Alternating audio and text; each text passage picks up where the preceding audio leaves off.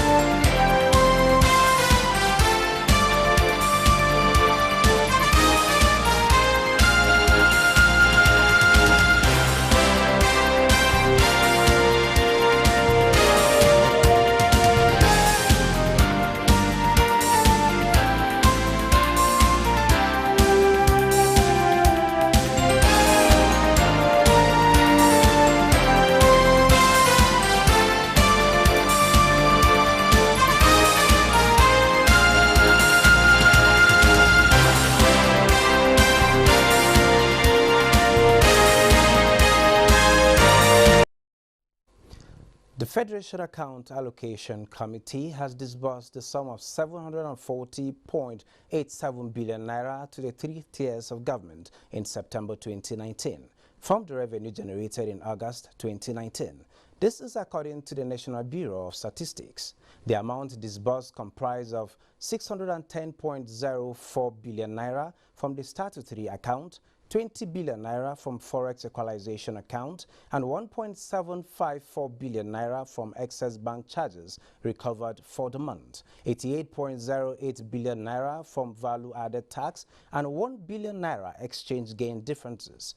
Federal government received a total of 310.97 billion from the 740.87 billion. States received a total of 193.57 billion and local governments received 146.23 billion.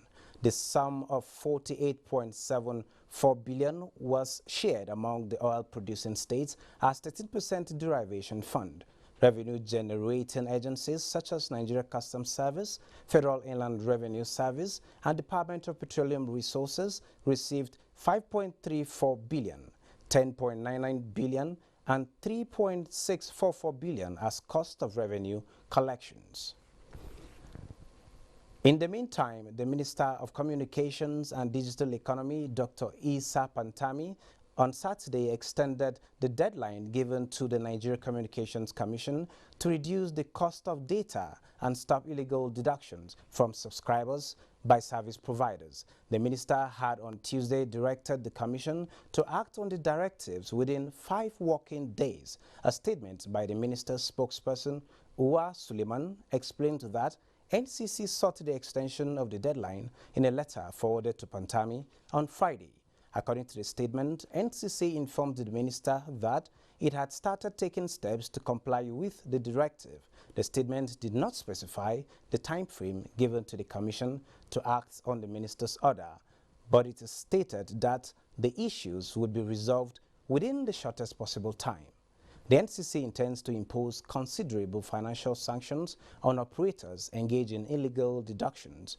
Also, customers are to get refunds in established cases of illegal deductions.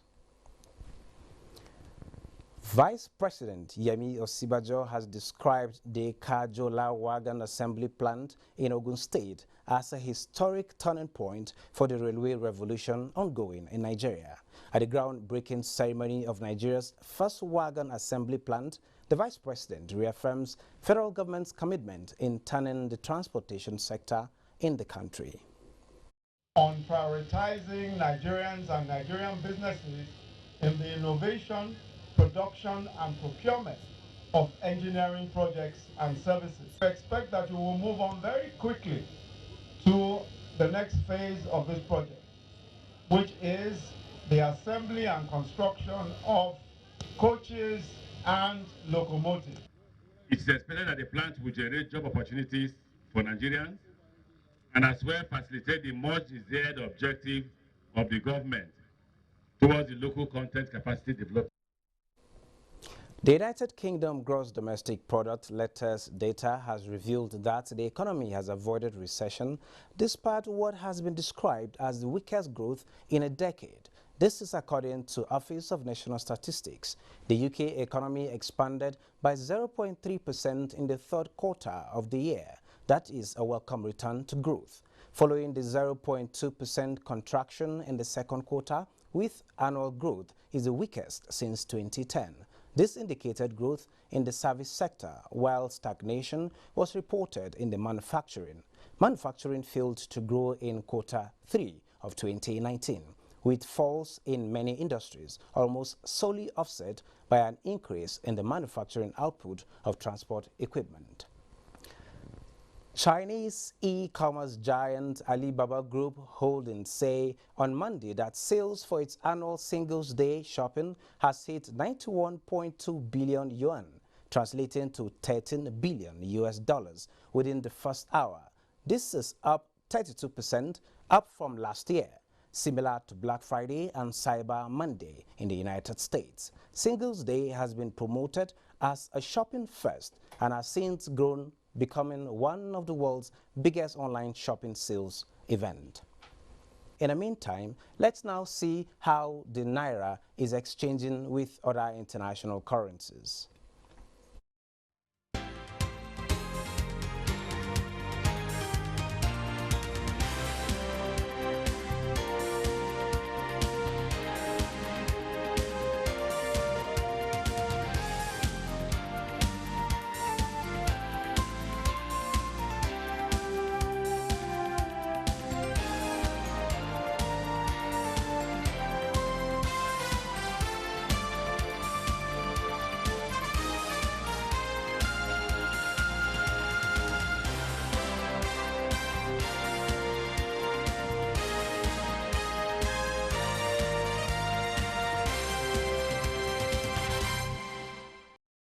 Farmers in Nigeria will continue to have access to quality and affordable fertilizer following the successes recorded through the Presidential Fertilizer Initiative. Under the initiative, the country is today housing more than 24 fertilizer blending plants, producing and distributing more than 2 million tons of the farming input. In Zamfara State, there was this old man. He plants rice 3 times a year, and he got about 11 metric tons per hectare. Farmers don't need to pay for the insurance separately. They don't pay premium separately. The price of the insurance is packaged and bundled into the cost of the fertilizer. Penalty is 7 years imprisonment without an option of fine, because it is highly criminal for somebody to sell fertilizer to our unsuspecting farmers, fertilizer that is deficient in plant nutrients, fertilizer that is adulterated, misbranded or unbranded, or even divert fertilizer. Data science today is part of virtually every major industry, and agriculture is no exception. Now it talks about smart farming, value chain, and a host of related issues. Understanding the relevance of data and how it affects the agriculture and the Nigerian economy is what Business Express is focusing its searchlights on today. And we have Professor Edwin Idu of Data Africa. Glad to have you on Thank you. Business It's my pleasure to be Express. Well, to start with, what would you say is the role of data in agriculture, from soil seedlings to preservation as well as the market itself? Yes, agriculture has evolved from traditional to modern, and then in the last few years, we're talking about precision agriculture, and now we talk about smart agriculture. And in smart agriculture, we are interested in how information and communication technology will be deployed to increase quantity and also enhance quality of agricultural produce. And this is where data is important in smart agriculture. So if we are going to get into smart agriculture in Nigeria, data is a vital resource for us to use in that process, because Does that mean we are not yet employing data to agriculture now? Or if we have, how well have we been able to do it more so that it's a new infusion of technology into the way we do agriculture? It's not just data. We're talking about smart agriculture. Data has been in use. Data, like I said, is a very vital resource for development. And its use, we collect this data, collect it, analyze it, and it's disseminated for uptakers. And it's have its own value chain today, because there are people that are producing the data. There are people that need to collect and analyze the data and then disseminate. And there are people that need to take this data to use for informed decision. So data is important in that sense, because it's going to bring impacts, it's going to help us to carry out informed decision, and it's going to improve the well-being of someone. Okay, talking about let's go practical, talking about the small farmer. How can he employ this data in the soil he chooses to plant whatever crop he's planting? When will the rains come? If there are pests in the particular farm, how is he going to control this pest? How is data playing in this? Up to the point that he harvests, can he actually project the proceeds at the end of the day? And where is the place of the market too? Yes. This is the reason many people are not using data, and that's why you say people go into agriculture and they say they have their finger burnt. The reason is that they are not using data, because the data will tell you about soil specific. It will tell you about the topography of the land, of the soil that you are going to use. It will also tell you the texture of the soil, the pH, and all that. The data will provide that. And because many people avoided that, they avoided in bringing in experts to determine, for instance, soil fertility, soil profile, the topography of the area, the site specific for some crops. It's not just any crop that would do for, any soil that would do for all the crops. There are crops that soil that is good for rice production. There are some that are good for cowpea, for soybean, for maize production, for tuber crops. So if the experts do not tell you that, and you just get a hectare of land or 10 hectares of land, and you just go plow and you start planting rice, not knowing that that soil is not good for rice production, you are going to get your finger burnt. So data in that sense is important for us to make informed decision. In terms of the soil that you need to be irrigated, the soil that you need to apply NPK fertilizer, or you need to apply other form of organic fertilizer or inorganic fertilizer. So it's this data that would tell you to do that. And because many people are avoiding that, they are having a problem. Even when they start going to agribusiness, they always have a challenge. Okay, talking about avoiding this smart agriculture initiative, I want to believe it is actually cost implicating. It is so much money is involved to get such experts, talking about data analysts, to your farm to get to fix all of that. Where is the place of the small farmer? How can the farmer manage some of these technologies at a low cost? At a very low cost, the farmers have their friends that we call the extension agents. The extension agents are the friends to the farmers. they give information to the farmers. And these extension agents are expert in different fields. We have extension agents that are knowledgeable in soil fertility. There are some that are knowledgeable in crop production, in crop aspects. So they have different experts. They are called subject matter specialists. And these subject matter specialists train the extension agents to go into the rural areas, to meet the small-scale farmers, and to give them information on the kind of soil that will give them maximum profit. Can you give us an estimation of how much this has been deployed to agribusiness in Nigeria? In Nigeria, the concept of smart agriculture is still very new, and now because every sector is moving into the information and communication technology, agri is also evolving to that phase. And because of that, the concept of smart agriculture is a new narrative that agriculturists in Nigeria are promoting for even young, small-scale farmers to key in. Okay, we hear about data marketing. What's that concept about, and how does it go to help farmers, as it were? Yeah, data is in recent time. In fact, data have been described as a new oil, because data flows through we have the whole value chain of data today. We talk of data production, data preservation, data warehousing, data marketing, and uptake. Now, in data marketing, we have two forms. We are talking of, if you are talking of data marketing directly, you are talking of production and selling of the data. There are organizations, big organizations, that produce data. And this, because they use high tech to produce this data, they have to do a kind of internal IGR from the sale of the data. For instance, NIMET produce data.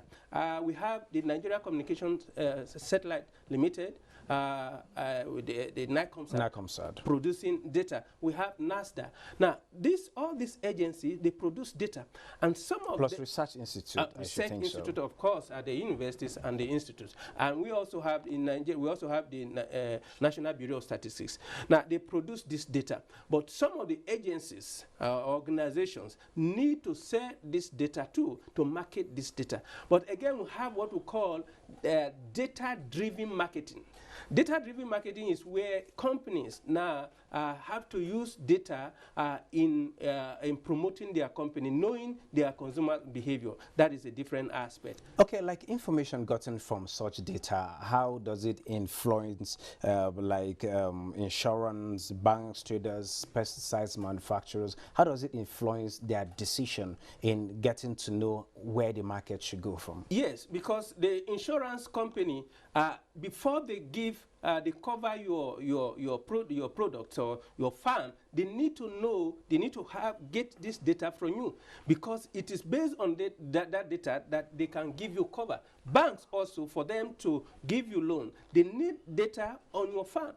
They need data of your hectarage, the type of variety of rice that you are using, and they want to know because they know they have yielding varieties. So banks and insurance company need data before the insurance can give you cover. The bank need this data from the farmer, especially big-time farmers, before they can give them credit facilities. So it's a synergy, and that is why we talk of data value chain. The data itself, it has value. And it is the value these companies, these banks and insurance place on the data you make available to them, that they can give you opportunity to access the insurance or the facilities. Okay, how can all of this put together help in attaining food sufficiency? Yes, because we need to know what happened in the years down the line, 5 years, 10 years, so that we can make projection. It's because you have to assess your data bank and get what happened, your observation of what happened last year, 2017, 2016, maybe 5 years, 10 years down the line. Then you can make a forecast. For instance, we use linear regression, we use a moving average. These are techniques that we use in forecasting. But those techniques are based on the data that you have, so that you can make projection. If we are going to make projection, for instance, that by 2020, Nigeria, we are going to export rice, we need to have the data, the record of what we are producing in 2019, 2018, 2017, before we can make that projection. So it helps in taking informed decision. It helps in making projection, in making forecasting, so that we know where we are going to be in the next 2 or 3 years. Well, Prof, I also understand that you are a rice farmer, and with the closure of the borders, homegrown rice is the way to go now. Is that true? Yes, we have been advocating for that, and we thank God that government got the will at last to close the border. And we are seeing that there's going to be a lot of improvement, because the farmers are happy for it, the processors are happy for that, and I think that this is a test of our ability that we can feed ourselves. And with the border closure and the improvement in rice production, I think it's a good thing happening in this country. Thank you very much, Prof. It's nice having you on Business Express. We'd love to have you again some other time. I think, thank you. That has been Professor Edwin Edu, Data Africa. Moving on, investors in the Nigerian equities markets gained 10.31 billion naira week on week as NSE All-Share Index inches up. For details of how the market fared last week, here's Moplang Dakok. Positive at the end of last week. The NSE All-Share Index appreciated by 0.08% to close the week at 26,314.49, and market capitalization stood at 12.810 trillion naira. A total of 2 billion shares worth 18.4 billion naira in 16,778 deals were traded in the week by investors. All indices finished higher, with the exception of the NSE Premium, NSE ASEM, NSE Consumer Goods, NSE Oil and Gas, and NSE Lotus 2 indices, which declined by 0.34%, 0.18%, 5.91%, 0.25%, and 2.63%. The financial services industry led the activity chart with 1.8 billion shares valued at 12.3 billion naira traded in 11,116 deals. The industrial goods industry followed with 102.5 million shares worth 2.2 billion naira. The third place was the consumer goods industry. Law Union and Rock, Jais Bank, and Access Bank were the top 3 price gainers for the week, while Unilever Nigeria, International Breweries, and Fitson Healthcare topped the decliners table in the week.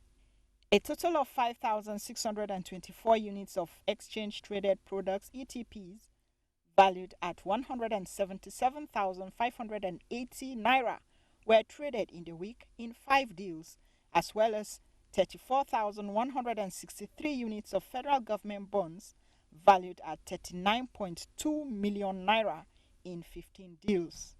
A summary of price changes shows that 30 equities appreciated in price, 28 equities depreciated in price, while 108 equities remained unchanged. The Dow Jones futures fell modestly Sunday evening, along with SP 500 futures and Nasdaq futures, as China news dominated headlines. Up next is a graphic summary of stocks around the globe.